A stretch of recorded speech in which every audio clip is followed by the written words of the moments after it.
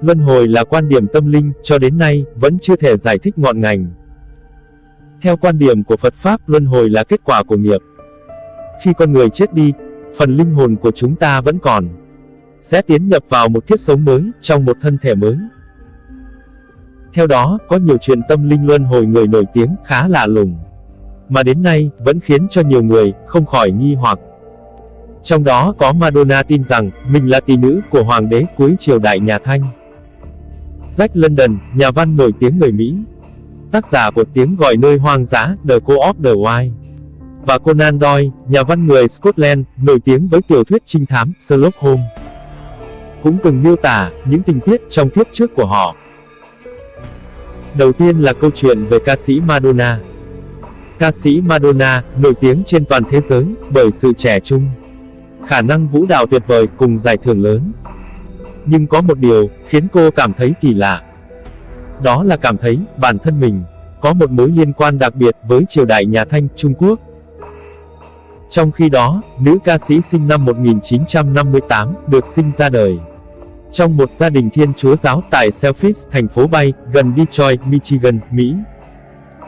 Tuổi thơ đã mất mẹ, Madonna khao khát trở thành một vũ công. Mặc dù cha kịch liệt phản đối, bà vẫn học 2 năm đại học. Sau đó tới New York theo đuổi giấc mơ vũ đạo của mình. Bà cũng đã từng đến Trung Quốc. Khi chia sẻ với phóng viên, bà đã xác nhận: mình nhớ lại khung cảnh lần đầu tiên bà tham quan cố cung tại Bắc Kinh, và cảm thấy từng ngõ hẻm xa xôi trong cố cung đều rất quen thuộc. Bà quả quyết rằng, đời trước bà từng là một tỷ nữ của hoàng đế cuối cùng triều Thanh. Câu chuyện thứ hai, Napoleon chính là kiếp sau của Charlemagne, cựu hoàng đế La Mã. Napoleon nổi tiếng vì đã chinh phục châu Âu vào đầu thế kỷ 19. Ông tự coi mình như một người thừa kế của các vị hoàng đế Roma. Ông thường làm theo phong cách của các vị hoàng đế cổ đại. Nhiều người tin rằng, ông có sở thích này chỉ vì muốn giống thần tượng của mình. Thế nhưng, chính Napoleon cho rằng, ông chính là kiếp sống trước của cựu hoàng đế La Mã Charlemagne. Trong cuộc trò chuyện với vị đại diện của giáo hoàng, Napoleon từng ám chỉ điều này. Hãy nhìn tôi xem, ở tôi, ngài có thể thấy Charlemagne. Ông có niềm tin mãnh liệt rằng, bản thân đã được ban cho sứ mệnh cai trị đế chế La Mã. Và ông đã lấy con đại bàng La Mã, làm biểu tượng cho mình. Được biết, trước buổi lễ đăng quang hoàng đế, Napoleon đã dành thời gian, trầm tư trước mộ của Charlemagne, tại Isla Chapel. Trong lễ đăng quang, vương miện của ông, được làm giống với chiếc vương miện mà Charlemagne đã mang. Thanh gươm mà Napoleon sử dụng trong buổi lễ cũng y hệt như thanh gươm của Charlemagne. Câu chuyện thứ ba, là về Sylvester Stallone, diễn viên kiêm nhà làm phim, đình đám ở Mỹ. Sylvester Stallone hoàn toàn tin vào kiếp trước. Bà Jacqueline, mẹ của ông, là một nhà ngoại cảm và một nhà chiêm tinh. Học hỏi từ mẹ nên ông hiểu biết khá nhiều về luân hồi.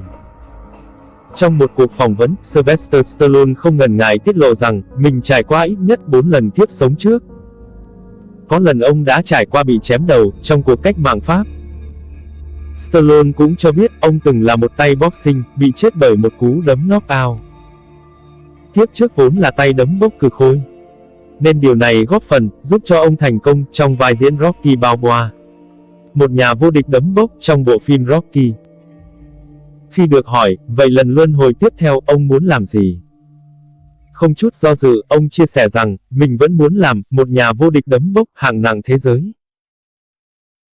Câu chuyện thứ tư, là về huyền thoại Marilyn Monroe.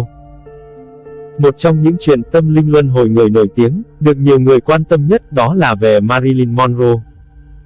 Trong cuốn sách của mình, bác sĩ tâm lý Finkelstein, người California nước Mỹ, cũng là một chuyên gia nghiên cứu trở về tiền kiếp, tiết lộ. Nữ ca sĩ người Canada, tên là Shari Lillet, chính là kiếp sống mới của huyền thoại Marilyn Monroe trước đây.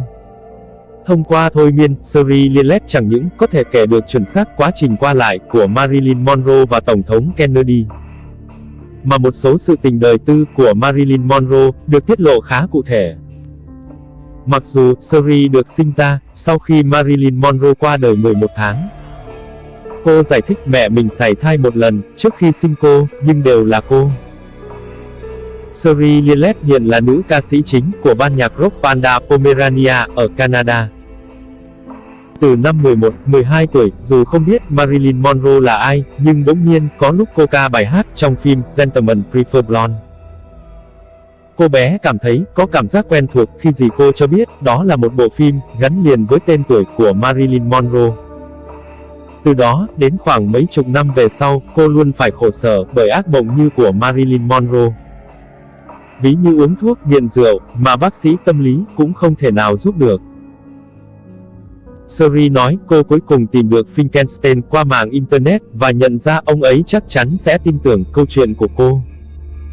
Bác sĩ Finkelstein cho biết, trong quá trình trị liệu, sau khi thôi miên, Suri dường như đích xác là Marilyn Monroe. Điều không thể tin nhất chính là khi Finkelstein lấy ra một bức ảnh gia đình của Monroe, thì Suri có thể chỉ chính xác một người dì của Monroe. Rất thú vị, Marilyn Monroe đã tiết lộ chuyện tình với Tổng thống Kennedy. Vị bác sĩ cho biết, Suri trong quá trình bị thôi miên, nói giọng nói của Monroe. Cô kể về ký ức của mình với anh em nhà Kennedy. Trong đó, là những cuộc hẹn hò với Kennedy trong Nhà Trắng. Cô chẳng những có thể kể lại tỉ mỉ những cuộc hẹn hò và chuyện tình của hai người. Suốt từ năm 1954 đến trước 2 tháng khi Marilyn Monroe qua đời. Cô còn nói rằng Kennedy đã kể cho cô những bí mật quốc gia liên quan đến Cuba và Castro. Kennedy nói với cô nhiều bí mật quốc gia về nhà lãnh đạo Cuba Fidel Castro.